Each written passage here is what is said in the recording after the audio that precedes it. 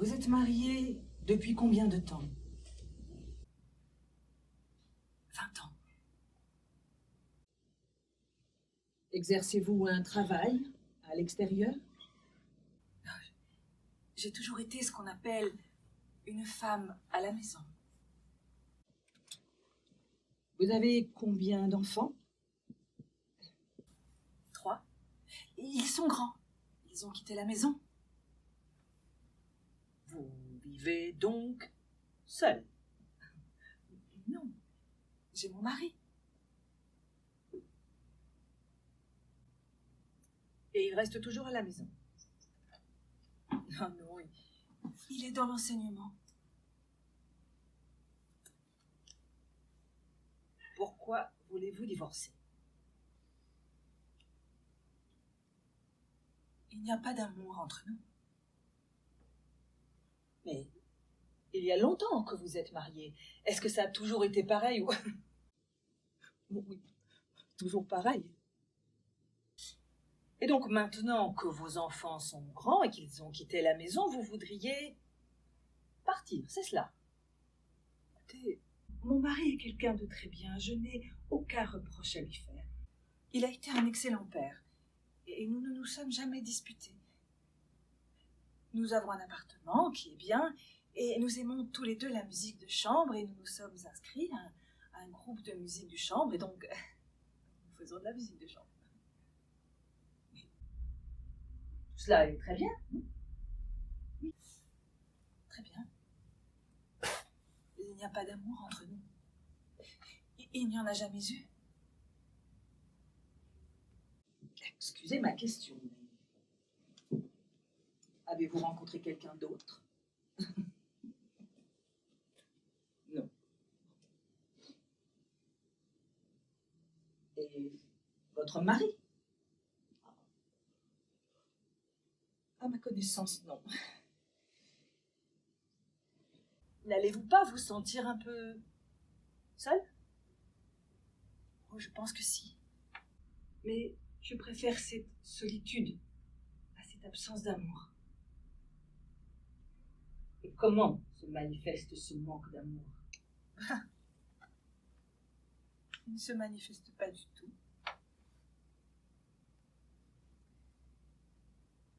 Avez-vous dit à votre mari que vous vouliez divorcer? Oui, bien sûr. Il y a déjà 15 ans, je lui ai dit que je ne pouvais plus continuer puisqu'il n'y avait pas d'amour entre nous. Ah, et il a très bien compris. Il m'a demandé d'attendre que les enfants soient grands. Ils sont grands, ils ont quitté la maison, je peux donc enfin divorcer.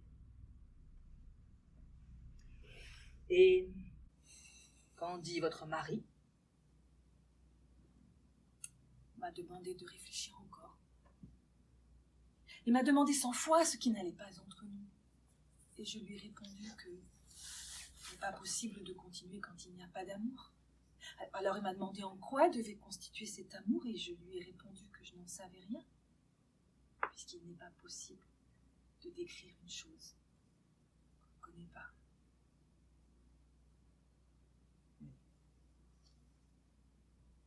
C'est affreux. Oui, c'est affreux. Et il se passe en effet quelque chose d'étrange.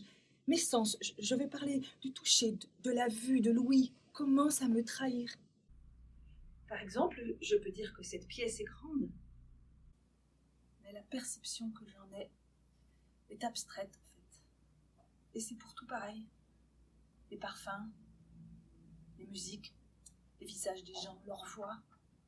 Tout me paraît plus pauvre, plus terne. Je pense qu'il serait préférable que vous obteniez le consentement de votre mari pour ce divorce. Mon mari dit que s'il refuse, c'est pour mon bien. Parce que je le regretterais. Et vous êtes fermement décidé? Je n'ai pas le choix. Vous comprenez ce que je veux dire?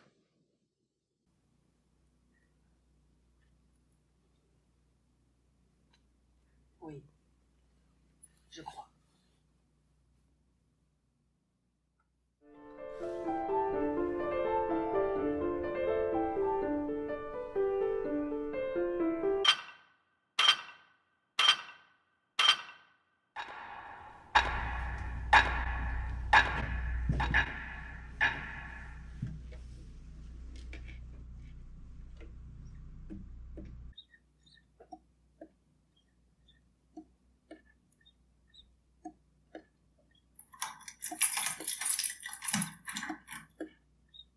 La porte était ouverte? Mais non. Ben, quelqu'un est entré, on dirait. C'est quoi cette histoire? Quelqu'un entre chez nous? Et avec les clés en plus? Je rêve ou quoi? Bonjour Elisabeth. C'est Constantin, c'est mon mari. Oh, mon ex-mari, pardon, excuse-moi. Tu as repris contact avec lui? Bah non, Bah si, on dirait, non? bah non. Ce salopard est parti comme ça il y a 10 ans, sans donner la moindre nouvelle, et là, bonsoir, comme si de rien n'était. Elisabeth. Oui, Constantin. Il y a 10 ans, quand j'ai quitté la maison, j'ai oublié de te dire quelque chose d'important que je tenais absolument à te dire. Au revoir. Merci. C'est gentil d'y avoir pensé, finalement. Au revoir, Constantin. Enfin, mais c'est fou. C'est quoi cette histoire? Alors là, moi je suis complètement sidéré. Et le gars avait les clés en plus, les clés de chez nous. Mais oui, on dirait. Comment ça se fait? Je sais pas. Enfin, si, c'était ses clés avant, non? Quoi? Je veux dire, c'était chez lui, avant ici. Mais c'est plus chez lui maintenant. Faut qu'il nous les rende les clés quand même. Sinon il peut revenir quand ça lui chante ce type. En plus il est reparti avec. Oui, il n'y a pas pensé. Il pense pas à grand chose on dirait. Hein. Faut les lui réclamer, hein, et tout de suite. Tu sais, il faut le comprendre. Il a sans doute du mal à accepter de ne plus être chez lui ici. Quoi? Mais enfin je rêve, mais qu'est-ce que je dois comprendre? Un type rentre comme ça, comme chez lui après 10 ans, et repart avec les clés de chez moi? Mais c'est fou. Il est reparti là. De chez toi et de chez lui un peu aussi. Quoi? Dans sa tête, je veux dire.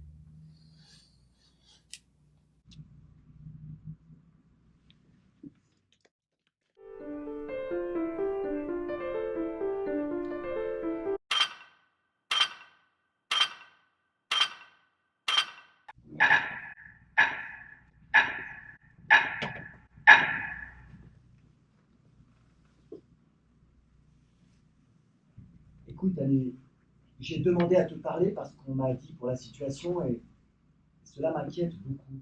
On m'a dit que tu persistais dans ta décision, c'est ça? C'est ça. Pardon? Oui, c'est ça. Oui, c'est ça. Ça fait combien de temps qu'on se connaît tous les deux, Annie? 12 ans. 12 ans. Et est-ce que tu n'as pas eu raison de me faire confiance depuis toutes ces années? Si. Alors, pourquoi est-ce que tu ne veux pas m'écouter aujourd'hui? Tu t'es fait avorter plusieurs fois déjà, non? Oui. Alors, pourquoi ça serait différent aujourd'hui? C'est différent.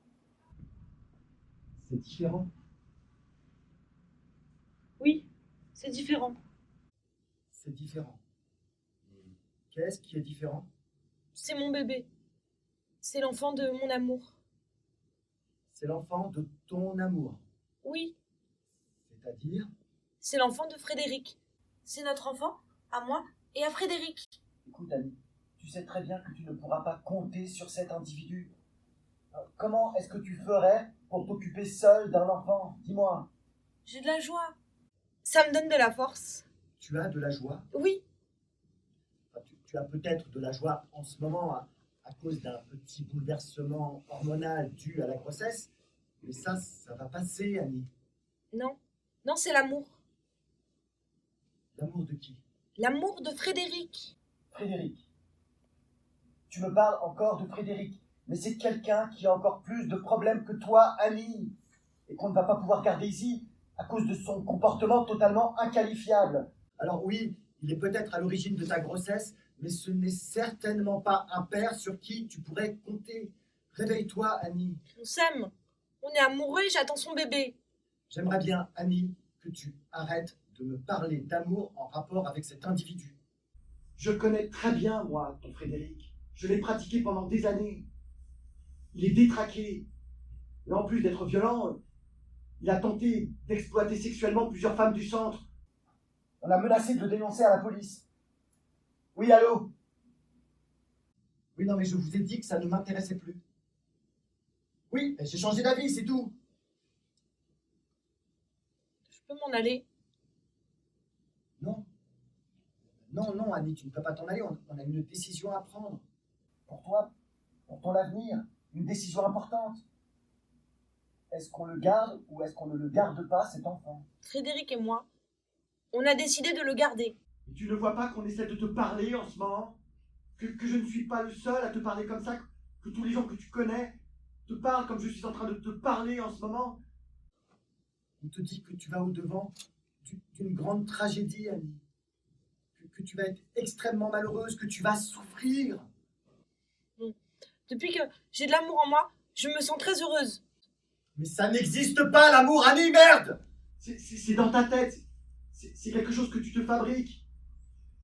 L'amour, c'est comme une maladie. C'est pas beau, l'amour. Ça fait faire des choses insensées à des gens. Ça les met en danger. La preuve, Annie, tu es en danger. Tu mets ta vie en danger. Non. Non, je crois pas. Frédéric est fort. Il nous protégera.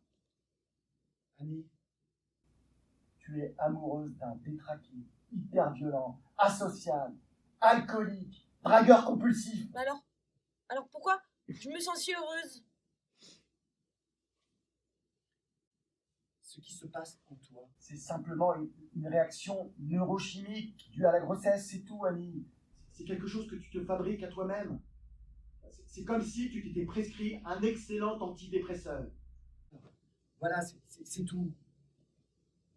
Écoute, peut-être que ton traitement actuel n'est plus adapté et qu'on doit le changer. Pour que tu arrêtes de te faire ces délires mielleux dans ta tête qui te mettent dans des situations impossibles. Des situations où tu es en danger. Oui. Non mais là, arrêtez de m'emmerder, je suis en réunion, d'accord? Bon, écoute, Annie. Quand est-ce qu'on avorte? Écoute, tu nous as mis dans une situation impossible, Annie. On ne peut pas te laisser faire ça. On ne peut pas. Je suis pas inquiète comme vous. Je sais que ça va bien se passer. Ça va bien se passer. Oui. Grâce à l'amour, ça va bien se passer. Écoute, Annie. L'amour, dans la vie normale, je veux dire dans la vie des gens qui n'ont pas de handicap au départ, c'est quelque chose d'abstrait, c'est un concept. C'est comme l'alcool ou la drogue. Je suis bien placé pour le savoir, je te le garantis. Tu sais, quand tu te réveilles de l'amour au bout de 15 jours, 3 semaines, 3 ans, tu te dis que tu as déliré, que tu as fantasmé, que c'est nul, que l'autre est nul, qu'ils sont mauvais. Vois-tu, Annie, le bonheur, c'est en soi-même qu'il faut le chercher. Pas chez les autres, et surtout pas dans l'amour. Ce qui est différent, c'est que Frédéric et moi, on s'aime, c'est très sérieux. On a décidé qu'on allait s'aimer toute la vie. Pas juste un peu, hein, mais toute la vie. Je peux m'en aller maintenant. Oui, tu peux t'en aller.